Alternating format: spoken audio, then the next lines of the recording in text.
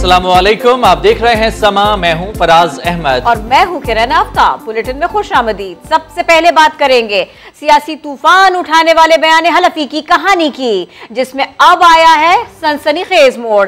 राना शमीम ने साबिक chief justice Saqib Nisar और इस्लामाबाद हाई कोर्ट के जज साहिबान के खिलाफ हलफनामे पर नवाज शरीफ के दफ्तर में दस्तखत किए। अंग्रेजी रोजनामा एक्सप्रेस ट्रिब्यून की खबर में यह बड़ा दावा कर दिया गया। लंदन में मुकीम सहाफी ने खबर में बताया कि नोटरी पब्लिक चार्ल्स गोथरी के मुताबिक कमरे में मौजूद लोगों के तासुरात से ऐसा लगता था कि कोई बहुत अहम दस्तावेज हैं जिनका फायदा नवाज शरीफ को होगा। सहाफी ने दावा किया कि खबर से मुताल्लिक उनके पास शवाहिद भी मौजूद हैं। राना शमीम की जानिब से बयान हल्फी पर दस्तखत नवाज शरीफ के दफ्तर में किए गए। अंग्रेजी अखबार रोजनामा एक्सप्रेस ट्रिब्यून की खबर में बड़ा दावा कर दिया गया। खबर में दावा करने वाले बरतानवी सहाफी इरफान हाशमी ने चार्ल्स गोथरी से होने वाली गुफ्तगू से मुताल्लिक समा को कुछ यूं बताया। क्या वो बहुत ही दोस्ताना माहौल के अंदर मौजूद थे? वो कहाँ थे, किस ऑफिस में? नवाज शरीफ के ऑफिस में थे। तो आगे से नोटरी पब्लिक का जवाब आता है जी बिल्कुल ऐसा ही है। तो मेरा ख्याल है कि इसके बाद कोई दलील नहीं रह जाती। इरफान हाशमी के मुताबिक चार्ल्स गोथरी का कहना था कि नवाज शरीफ और राना शमीम करीबी दोस्त मालूम हो रहे थे। जब नवाज शरीफ वज़ीर-ए-आज़म थे, मैं तुम्हें हेड जज पाकिस्तान में बनाऊंगा, दैट टाइप ऑफ थिंग, इस तरह की कोई चीज थी। और अगर आप हेड जज हो, 10 से 15 साल आपने हुकूमत की हो, so he was one of the his friends, उसके एक दोस्तों में से एक है। इरफान हाशमी ने यह भी बताया कि चार्ल्स गोथरी ने कमरे में क्या माहौल देखा।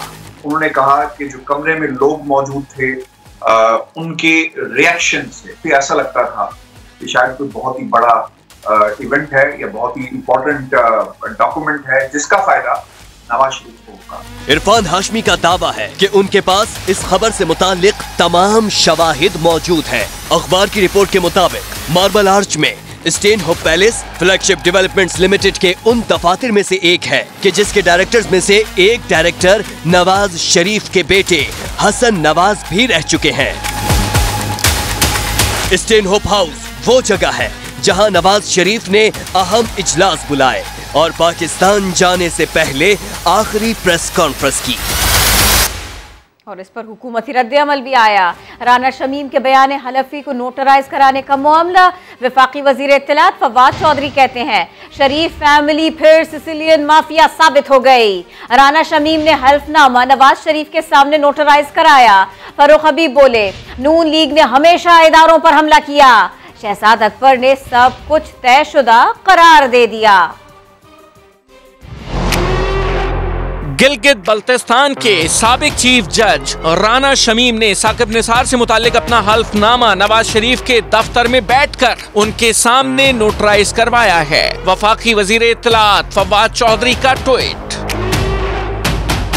अखबार का तराशा शेयर करते हुए लिखा, नए इंकशाफात ने एक बार फिर शरीफ फैमिली को सिसिलियन माफिया साबित कर दिया है। साबित हो गया कि ये माफिया की तरह अदालतों और इदारों को ब्लैकमेल करने की सलाहियत रखते हैं। पीटीआई रहनुमा फरूख हबीब ने कहा कि राना शमीम का हल्फनामा नवाज शरीफ ने ही तहरीर करवाया होगा। उससे तो उन्होंने दस्तखत करवाए होंगे सामने बिठा के, जिनको उन्होंने जाती तौर के ऊपर नवाजा हो, वो लोग फिर कैसे इनको ना कर सकते हैं। पंजाब हुकूमत के तर्जुमान हसन खावर बोले कि वोट को इज्जत दो का नारा लगाने वाले आजकल डील की तलाश में हैं। पहले दिन से हम कह रहे थे कि 3 साल के बाद अचानक उनका जो ज़मीर जागा और सिलेक्टिव मेमोरी काम में आई, ये क्या था, तो वो एजेंडा भी क्लियर हो गया। शहजाद अकबर ने ट्विटर पर लिखा कि बड़ा सवाल ये है कि सहाफी को काबिले एतराज हल्फनामा दिया किसने। राना शमीम ने तो कहा था कि हल्फनामा सेफ में है। बोले जो कुछ हुआ वो पहले से तयशुदा था। क्या राना शमीम का बयान हल्फी नवाज शरीफ के सामने नोटराइज्ड हुआ? नून लीग के रहनुमा राना सनाउल्लाह से सवाल हुआ तो कहने लगे सच नवाज शरीफ के सामने कहा जाए या पूरी दुनिया के सामने, इसमें क्या हर्ज है। इस अनोखी मंतक के साथ साथ उन्होंने फवाद चौधरी को भी झूठा करार दे दिया। क्या राना सनाउल्लाह ने तस्लीम कर लिया कि बयान हल्फी पर दस्तखत नवाज शरीफ की मौजूदगी में हुए? लीगी रहनुमा के मुताबिक अगर राना शमीम ने सच मुतासिरा शख्स के सामने कह भी दिया तो इसमें क्या हर्ज है। राना शमीम के पास अगर ये सच है कि उसकी मौजूदगी में उस वक्त के चीफ जस्टिस साकिब निसार ने एक ऐसा अमल किया जिसके नतीजे में मियां नवाज शरीफ को नाहक नाजायज सजा दी गई, तो ये सच उसे नवाज शरीफ के सामने कहने या दुनिया के सामने कहने में क्या हार है। बयान हलफी पर अनोखी मंतिक पेश करने वाले राना सनाउल्लाह को फवाद चौधरी की ट्वीट भी एक आंख ना भाई। फवाद चौधरी जो है ये एक सर्टिफाइड झूठा इंसान है। आवारा गुफ्तगू करना जो है ये उसका हमेशा से जो है वो खासा रहा है, तो इस बुनियाद में मैं ये कह सकता हूँ कि ये बात उसकी गलत है। लीगी रहनुमा का दावा था कि नवाज शरीफ जब भी वापस आएंगे उस वक्त ये हुकूमत नहीं होगी। फवाद चौधरी ने समा से गुफ्तगू करते हुए ये भी कहा कि सहाफी के दावे के मुताबिक बज़ाहिर लगता है हुसैन नवाज ने अंसार अब्बासी को बयान हलफी तयशुदा मुआहदे के तहत दिया कि वो मरियम नवाज की अपील के वक्त शाया किया जाए ताकि बेंच टूट जाए और फैसला न हो सके। ये लग रहा है जो सहाफी ने क्लेम किया है कि अंसार अब्बासी साहब को हुसैन नवाज ने ये जो एफिडेविट है ये दिया और इस अंडरस्टैंडिंग के साथ दिया कि वो ये उस वक्त छापेंगे जब मरियम नवाज की अपील इस्लामाबाद हाई कोर्ट में आ रही होगी, और उसका मकसद यही था कि ये बेंच जो है वो रिफ्यूज कर ले और ये टूट जाए और इस पे फैसला जो है वो आगे ना हो सके। मुशीर एहतसाब शहजाद अकबर कहते हैं कि लंदन के सहाफ़ी इरफान हाशमी की खबर पर सारा दिन नून लीग के तर्जुमान बयानात देते रहे। साफ जाहिर है कि स्टोरी दुरुस्त है क्योंकि किसी ने इस बात की तरदीद नहीं की कि बयान हल्फी हसन नवाज के दफ्तर में नवाज शरीफ और उनके साथियों के सामने बना और साइन हुआ। वाज़े हो गया कि यह साजिश नवाज शरीफ और मरियम नवाज को फायदा देने के लिए थी। बड़ी सियासी चाल, तफसील जानिए इसी बुलेटिन में। पीपल्स पार्टी की सियासी पॉलिसी बाद में बताएंगे, पहले उनके रहनुमा का रद्द-ए-अमल जानिए। कमर जमान कायरा कहते हैं बयान हलफी जिसके सामने लिखा गया और जिसने लिखा ये अहम नहीं, जो लिखा गया वो अहम है और इसकी तहकीक होनी चाहिए। बयान हल्फी लिखने वाला और बयान हल्फी मौजूद है, बयान हल्फी देने वाला मौजूद है। वो कहाँ लिखा गया, किसके सामने लिखा गया, ये मैटर नहीं करता। उसके अंदर जो लिखा गया वो मैटर करता है। उस बात की तहकीक करनी चाहिए। अगर वो दुरुस्त है तो उस पर जाएं। वो कहाँ लिखा गया, कैसे लिखा गया। मियां साहब वापस आए, अल्लाह ताला उनको सेहतमंद करे। वो जितनी जल्दी वापस आ सके वो वापस आएंगे तो उनकी जमात को भी ताकत मिलेगी, अपोजिशन को भी ताकत मिलेगी। वज़ीर आज़म ने नेशनल सिक्योरिटी कमेटी का इजलास कल तलब कर लिया है। अस्करी हुकाम और सीनियर वज़रा शरीक होंगे। नेशनल सिक्योरिटी कमेटी के इजलास में मुल्क की सिक्योरिटी सूरत हाल का जायजा लिया जाएगा। इजलास में वज़ीर आज़म को अफगानिस्तान और बॉर्डर्स की सूरत हाल पर ब्रीफिंग दी जाएगी। इजलास में अस्करी हुकाम और सीनियर वज़रा शरीक होंगे। अब जानिए शेख रशीद क्या कहते हैं। शेख रशीद कहते हैं किसी का हाथ नहीं हटा, एस्टेब्लिशमेंट से ताल्लुकात ठीक है, इमरान खान कहीं नहीं जा रहे, नवाज शरीफ शौक से वतन वापस आए, उन्हें अपनी जेब से टिकट दूंगा। आसिफ जरदारी से मुताल्लिक कहा कि इनके टेंट उखड़ने का वक्त आ गया है। आज जब थोड़ा सा उन कुव्वतों ने अपना हाथ पीछे किया तो फिर अंजाम आपने सुबह खैबर पख्तूनख्वा में देख लिया या नहीं देख लिया। कोई किसी का सवा हाथ नहीं हटा। एस्टेब्लिशमेंट से तलकात बिल्कुल ठीक है, उनसे हाथ हट गया जो नाम लेके लंदन से बातें करते थे। अब वो क्या ये तासर देना चाहते हैं कि हमारे हालात गुड्डी गुड्डी हो गए। अदारे 20-20 साल की पॉलिसियां बनाते हैं, 20 दिन की पॉलिसियां नहीं बनाते। कोई अक्लकांदा ये सोच रहा है कि किसी एक शख्स की पॉलिसी होती है, अदारे की पॉलिसी होती है। खुद ये लोग GHQ के गेट नंबर 4 की पैदावार है। इन्होंने वहां जाके टार्जन बनने की कोशिश की, अब ठुस कर गए, ठुस कर गए। इमरान खान कहीं नहीं जा रहा। आप आए बल्ले आए सही आप। नवाज शरीफ साहब को 24 घंटे के अंदर पाकिस्तान आने का वीजा दो। मैं अपनी जेब से उनको टिकट ऑफर करता हूँ, आज कराची आए। कोई फार्मूला नहीं मांग रहा, उनके पास खुद बड़े फार्मूले हैं जिनके बारे में वो कह रहा है। आसिफ जरदारी साहब, आपके और मेरे टेंट के उखड़ने का टाइम आ गया है। नवाज शरीफ वापस आएंगे, नून लीग का बयान। मियां साहब वापस आते ही जेल में जाएंगे, PTI का जवाब। आजकल पाकिस्तान की सियासत में यही मामला जेर बहस है। कौन क्या कह रहा है देखते हैं। मेरा मुंह लटका हुआ नहीं है, मेरी बातें खिली हैं। मेरी मुस्कुराहट आपको बता रही होगी कि कुछ होने वाला है। यकीन से आपको कह सकते हैं कि नवाज शरीफ की न सिर्फ सजाएं खत्म होगी, नतीजे में नवाज शरीफ चौथी दफा प्राइम मिनिस्टर बनेंगे। तो अब अगर उनके वापस आने की खबरें आ रही हैं तो हुकूमत की नींद उड़ गई है।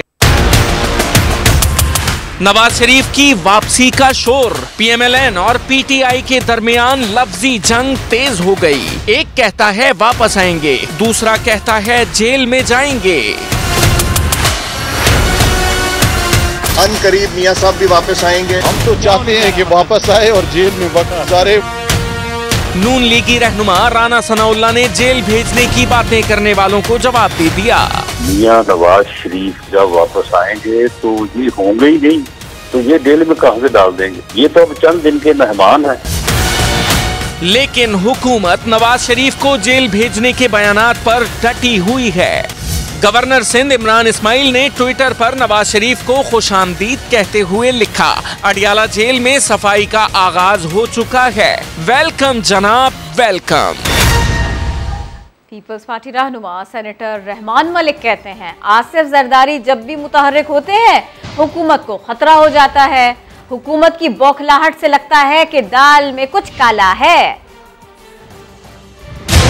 जब भी आसिफ अली जरदारी साहब एक्टिव होते हैं उनको खतरा लग गया कि ये भाई कुछ करने वाले हैं। और मैं बताता हूँ कि जब वो बाजी सामने लेके आते हैं, चेस की गेम पे आते हैं, तो आगे वाले बंदे को हराते हैं। और नजर आ रहा है कि जरदारी साहब कोई सही सियासी चाल चलेंगे। जिस तरह मैंने वजीर और दूसरे लोग हुकूमत के भुगताए हुए देखे हैं, मुझे लग रहा है कि दाल में काला कहीं है, कोई तूफान कहीं उठा है। और अगर ये फैसला हो चुका है या कर लिया गया है या करा लिया गया है कि मियां नवाज शरीफ साहब पाकिस्तान वापस आ रहे हैं, उनका मुल्क है, उनको कौन आने से रोक सकता है? वो आ सकते हैं। देखना ये कि आने के लिए जो तरीकाकार है वो अपनाया गया है, या वो किसी को हिनाय करके आ रहे हैं, या वो अपनी पार्टी के कहने पे आ रहे हैं, क्या कह सकता बंदा? जब एक मुल्क का वजीर आजम खुद अपने आप से गिला करना शुरू कर दे तो फिर क्या हल होगा बाकी चीजों का? मैं समझता हूँ कि सारे जितने ये प्रीएम्बल्स हैं ये किसी चीज की तरफ इशारा कर रहे हैं। साबिक सदर आसिफ अली जरदारी ने इस्लामाबाद में पड़ाव डाल लिया। वो कल गड़ी खुदा बख्श में शहीद बेनज़ीर भुट्टो की बरसी की तकरीब में शिरकत नहीं करेंगे। पार्टी ज़राए के मुताबिक आसिफ अली जरदारी इस्लामाबाद में अहम मुलाकातें करेंगे, जबकि बीबी शहीद की बरसी के मौके पर जलसे से बिलावल भुट्टो जरदारी, वज़ीर आला सिंध मुराद अली शाह, कमर जमान कायरा, फरहतुल्लाह बाबर और दीगर रहनुमा खिताब करेंगे। पार्टी की CEC का इजलास भी मुलतवी कर दिया गया है। ग्रीन लाइन बस सैरो तफरी का जरिया, मुआजरा जानिए इसी बुलेटिन में। कराची में PSP ने सिंध के बल्दियाती बिल के खिलाफ मुजाहिरा किया। हसन स्क्वायर पर होने वाले एहतजाज में मुस्तफा कमाल का कहना था, अब एहतजाज वजीर आला हाउस पर होगा। रियासती इदारों को आवाज लगाई है कि नौजवानों को संभाले, लेकिन हमारी बात नहीं सुनी जा रही। पीपल्स पार्टी पर उन्होंने कड़ी तनकीद की। मैंने रियासत के इदारों को आवाज लगाई, मैंने जुडिशरी को आवाज लगाई, मैंने मीडिया को आवाज लगाई कि देखो ये पाकिस्तान पीपल्स पार्टी कल के दहशतगर्द आज बना रही है। खुदारा मेरे नौजवानों को कोई आखिरी कदम उठाने से रोको। अब ये फैसला हो गया, इस बिलावल भुट्टो को कराची के कोरंगी से, गुलशन इकबाल से, औरंगी से, फेडरल एरिया से आवाज नहीं जा रही। इसके कान पर खड़े होकर चीखना पड़ेगा जब इसको आवाज जाएगी।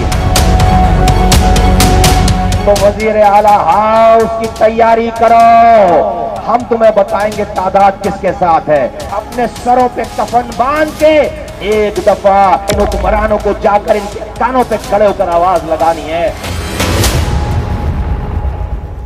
जमात इस्लामी ने सिंध में बल्दियाती तरमीमी बिल के खिलाफ नॉर्थ कराची में एहतजाज किया। हाफिज नईमुर रहमान ने पीपल्स पार्टी के बल्दियाती कानून के खिलाफ ऑल पार्टीज कॉन्फ्रेंस करने वाली जमातों को भी निशाना बनाया।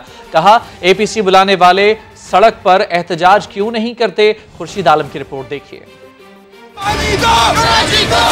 सिंध हुकूमत का काला बल्दियाती कानून नामंजूर। जमात इस्लामी ने सिंध बल्दियाती बिल के खिलाफ पावर हाउस चौरंगी पर एहतजाज किया। हाफिज नईमुर रहमान कहते हैं, आवाम की ताकत से काले कानून को वापस लेने पर मजबूर करेंगे। ये जो तरमीमी बिल था जो अब एक्ट बन गया है, इसको हम कबूल नहीं करते हैं।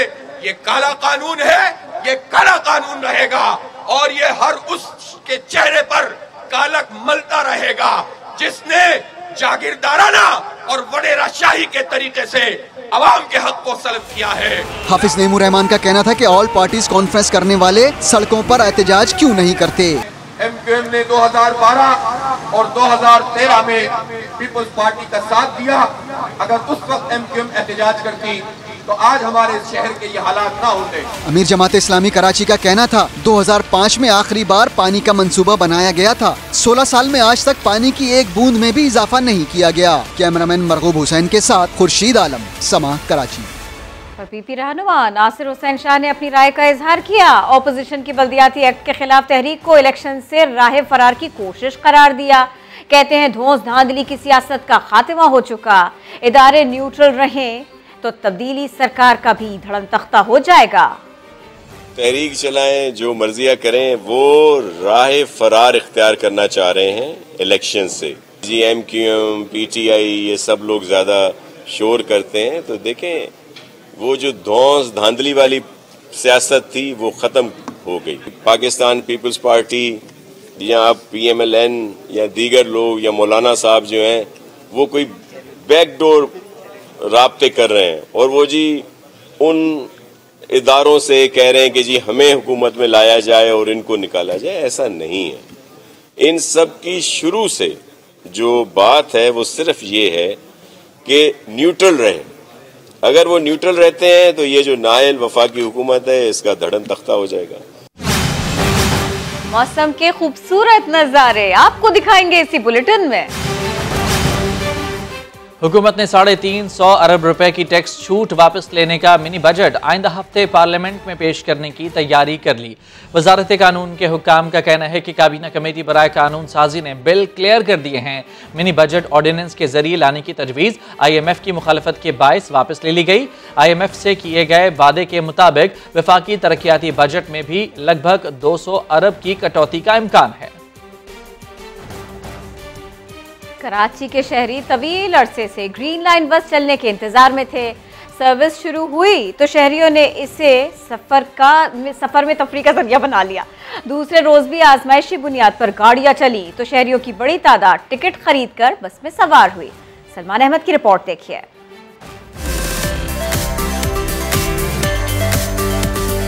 कराची में ग्रीन लाइन बस सर्विस क्या शुरू हुई, शहरियों को तफरी का बहाना मिल गया। छुट्टी के रोज जदीद बस पर सफर के मजे लेने के लिए शहरियों ने दूसरे रोज भी सुरजानी से नुमाइश का सफर किया। बेहतरीन सर्विस है, इमरान खान ने और हुकूमत सिंध और फेडरल गवर्नमेंट ने स्टार्ट किए पाकिस्तान कराची के शहरों के लिए। अमेजिंग है। संडे था तो हमने सोचा फैमिली के साथ निकले तफरी के लिए और अब्दुल्ला चौक से हम बैठे थे तो अब नुमाइश पर आके रुका है। शहरियों की बड़ी तादाद ने फैमिलीज के साथ सुरजानी से नुमाइश और फिर दोबारा टिकट लेकर वापसी का सफर यादगार बनाया। हैदरी से नुमाइश तक आए, नुमाइश से वापस अपने घर जा रहे हैं हैदरी। हाँ, और बहुत अच्छा लगा है, बहुत अच्छी चलाई है इमरान खान ने बस। हम सरजानी से आए, सरजानी से बैठे और नुमाइश पे यहाँ उतरे, पूरा घूमे, देखे, एंजॉय कराया हमने। ग्रीन लाइन बस के लिए नुमाइश चौरंगी पर जेर जमीन बनाया गया खूबसूरत अंडरपास भी शहरियों की तवज्जो का मरकज बना हुआ है। कैमरामैन फरहान यूसुफ के साथ सलमान अहमद, समा, कराची। डेरा इस्माइल खान की तहसील कराची में सिक्योरिटी फोर्सेस की गाड़ी के करीब धमाके में एक जवान शहीद और 3 जख्मी हो गए। सिक्योरिटी फोर्सेस की गाड़ी को IED के जरिए निशाना बनाया गया। धमाके के नतीजे में सिपाही इलियास शहीद हो गया जबकि 3 जवान जख्मी हुए। शहीद और जख्मी अहलकारों को तहसील हेडक्वार्टर अस्पताल कराची मुंतकिल किया गया। वाक़े के बाद सिक्योरिटी फोर्सेस ने इलाके को घेरे में लेकर सर्च ऑपरेशन शुरू कर दिया। पाकिस्तानी नजाद अमरीकी खातून वजीहा स्वाति को उसके शौहर ने तेज धार आले से कत्ल किया। लाश का पोस्टमार्टम मुकम्मल हो गया। इंकशाफात इस रिपोर्ट में जानिए। जायदाद का तनाज़ा निपटाने के लिए पाकिस्तान आकर साबिक शौहर के हाथों कत्ल होने वाली वजीहा स्वाति का पोस्टमार्टम रावलपिंडी के DHQ अस्पताल में किया गया। फोरेंसिक के लिए जिस्म के आज़ा भी हासिल कर लिए गए। लाश सरदखाने रखवा दी गई। दौरान तफ्तीश मुलजिम रिजवान हबीब ने इंकशाफ किया कि उसने वजीहा को तेज धार आले से कत्ल किया था। लाश गाड़ी की डिग्गी में रखकर लक्की मरवत मुंतकिल की, जहां गड्ढा खोदकर उसे दफना दिया। मुलजिम ने मजीद इंकशाफ किया कि उसने कत्ल के बाद बैरून मुल्क फरार होने का मंसूबा भी बना रखा था। इस मकसद के लिए पासपोर्ट भी हासिल कर लिया था और पोलैंड जाकर पनाह लेने का इरादा था। मकतूला वजीहा सवाती के कत्ल केस के मरकजी मुलजिम रिजवान, उसके वालिद और नौकर को रावलपिंडी की मकामी अदालत में पेश कर दिया गया। अदालत ने मुलजमान को 3 रोजा जिस्मानी रिमांड पर पुलिस के हवाले कर दिया। कराची के इलाके औरंगी टाउन में 12 साल की बच्ची की हलाकत का मुकदमा पाकिस्तान बाजार थाने में दर्ज कर लिया गया है। सिंध के अपोजिशन लीडर हलीम आदिल शेख ने अनुषा के लवाहिकीन से मुलाकात करके इजहार ताज़ियत किया। मेडिकल लीगल रिपोर्ट के मुताबिक अनुषा की मौत गला दबने से हुई। गर्दन की हड्डी भी टूटी हुई पाई गई। बच्ची के साथ ज्यादती के शवाहिद नहीं मिले। पुलिस के मुताबिक बच्ची के लवाहिकीन ने मजीद टेस्ट कराने से इनकार कर दिया था। सिंध असेंबली में अपोजिशन लीडर हलीम आदिल शेख ने बच्ची के अहले खाना से ताज़ियत की और फातिहा खानी की। मीडिया से गुफ्तगू करते हुए हलीम आदिल शेख का कहना था, मुजरिमों को सजा का खौफ न होना जराइम बढ़ने की बड़ी वजह है। न जाने क्या हो गया है, न जाने क्यों इतना क्राइम बढ़ता जा रहा है, न जाने क्यों ये चीज़ें बढ़ती जा रही हैं। मतलब 2020 से 2021 क्राइम में बहुत आगे निकल गया। 2021 में हर चीज़ ज़्यादा हो गई, चोरियां ज़्यादा, अगवा ज़्यादा, डकैतियां ज़्यादा। मैं कहना चाहता हूँ पुलिस को इसको रोकना पड़ेगा। देखिए क्राइम होता क्यों है? क्राइम इसलिए होता है जब कातिल को, मुलजिम को, मुजरिम को ये पता हो कि मुझे पकड़ा नहीं जाना है, जब उसे पता होता है कि मेरे साथ को मुझे छूट जाऊंगा। Welcome back. खबर आपको देंगे लाहौर से, जहां रिटायर्ड प्रोफेसर खातून और उसकी बहन घर में आग लगने से जान बहक हो गईं। रियाज अहमद रिपोर्ट करेंगे। घर में लगने वाली आग 2 बहनों की जान ले गई। आग हादसाती तौर पर लगी या लगाई गई, हकायक तफ्तीश के बाद सामने आएंगे। 72 साला दुरे शहवार रिटायर्ड प्रोफेसर और अपनी 70 साला बहन नाहिद के साथ टाउनशिप में रिहाइश पजीर थीं। नाहिद गैर शादीशुदा और जहनी तवाजुन भी ठीक नहीं था। शाम 4:15 बजे के करीब कमरे में अचानक आग भड़क उठी, जिसने दोनों बहनों को अपनी लपेट में ले लिया। सर दी नमाज पढ़ के आया, भतीजे ने फोन किया कि असला हुआ इत्थे आया थे फिर हम इन्वेस्टिगेट होएगा तो पता लगेगा कि हुआ है। समझ नहीं आ रही।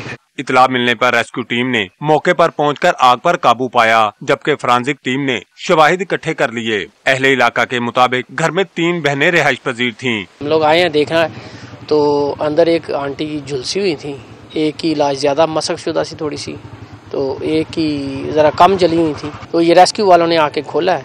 पुलिस ने लाशों को कब्जे में लेकर मुर्दा खाने भिजवा दिया। मुख्तलिफ पहलुओं से तफ्तीश जारी है। कैमरामैन साद नवीद के साथ रियाज अहमद, समा, लाहौर।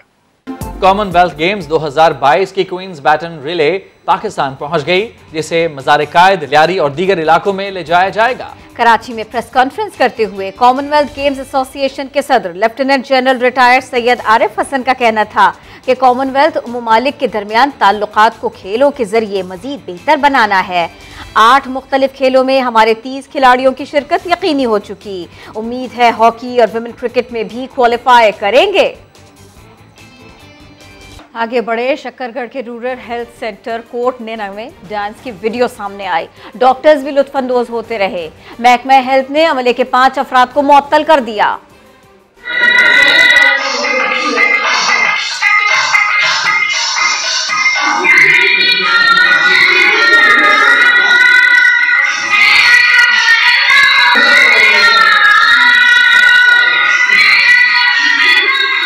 और अब आपको बताएंगे बदलते मौसम का मिजाज। दिसंबर जा रहा है, बारिशें और बर्फबारी ला रहा है।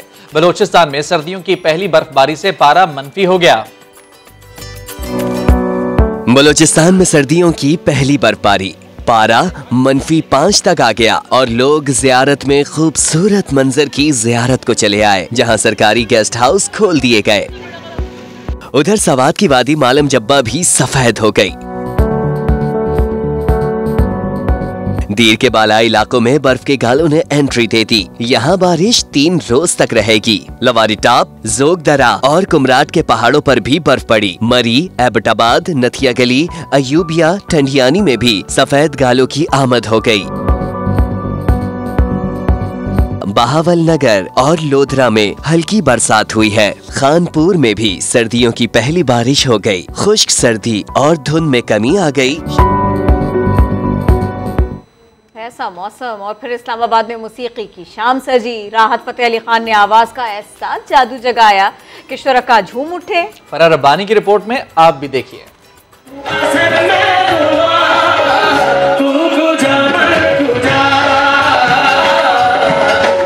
इस्लामाबाद में सजी मौसीकी की शाम ने राहत का जादू सिर चढ़कर बोला।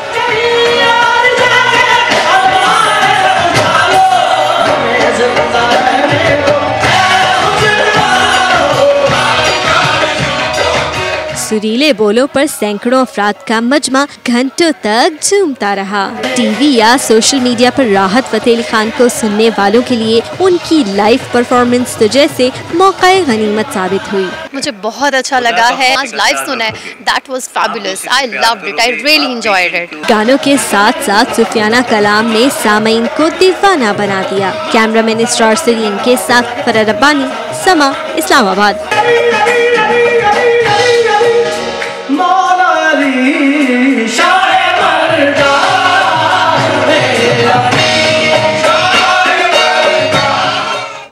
हेडलाइंस होंगी ब्रेक के बाद। देखते रहिए समा।